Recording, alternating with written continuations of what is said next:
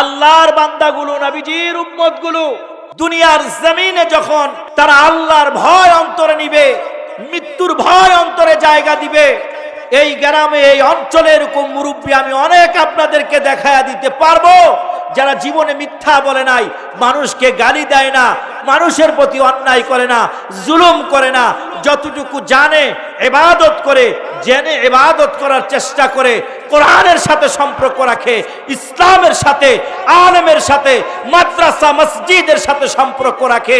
দেখবেন তাদের মৃত্যুগুলো হয় যেন ফেরেশতা এসে বলছে, আল্লাহ তাখাফু ওয়ালা তাহজানু, তোমার ভয় নাই, চিন্তা নাই। যখন ফেরেশতাদেরকে দেখে, জান্নাতি ফেরেশতারা বহর নিয়ে আসে, সুসজ্জিত হয়ে আসে, মৃত্যু ব্যক্তি শুধু দেখে, তখন তার মনের ভিতরে আন্দোলন, মনের ভিতরে আনন্দ থাকে, জবান থেকে কালেমা পড়তে পড়তে মৃত্যু হয়। কথা বলেন ঠিক কিনা?